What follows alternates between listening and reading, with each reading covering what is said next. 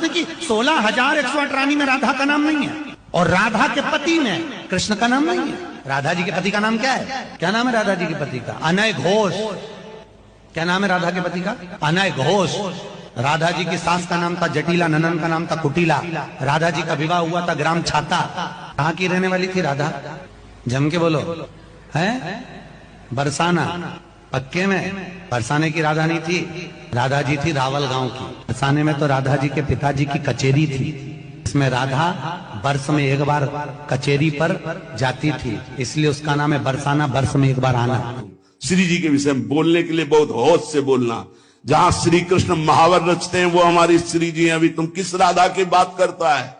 अभी जाना कहां राधा को? राधा को जान जाएगा तो आंसुओं से वार्ता होती है, बाणी से मुंह हो जाती, कौन रस बाढ़े जहां बोली बोई भारी। और सुनो, कह रहा है कि वृषभानुपुर बरसाने में श्री जी की उपस्थिति नहीं हो तो कभी कभी, और यहां क्या कह रहे?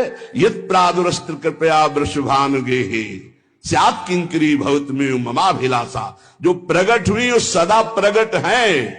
लाडली जो महल में नित्य विराजमान नेत्र है उसके, कभी गया बरसाने? देखा है कभी श्री जी को? राधा बाबा ने देखा तो बात कर रही थी श्री जी, राधा बाबा बात कर रहे थे, और जितने प्रेमी जन है उनसे श्री जी बात करी। क्या जानते हो तुम?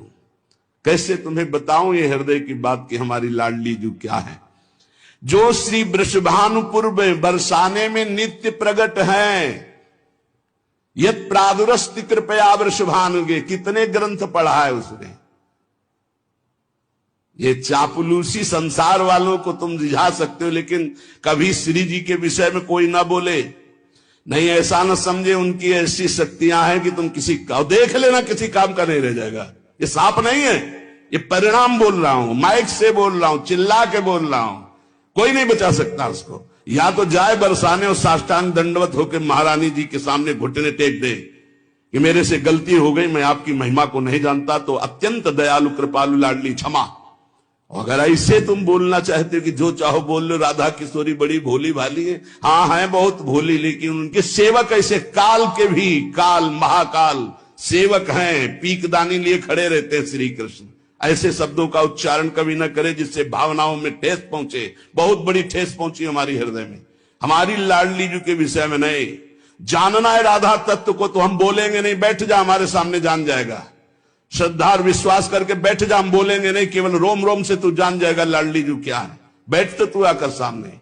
अब हजारों लोग बैठ करके सुनते, कैसी बुद्धि मारी गई, इष्ट की अवहेलना सुन रहे हैं बैठकर, और ऐसों को भागवताचार्य बनाकर मंच पे बैठाल करके सुनने के लिए निमंत्रण दोगे ना कि पुरिखा तर जाएंगे तो पुरिखा नरक जाएंगे, ऐसों को बैठा लोगे तो।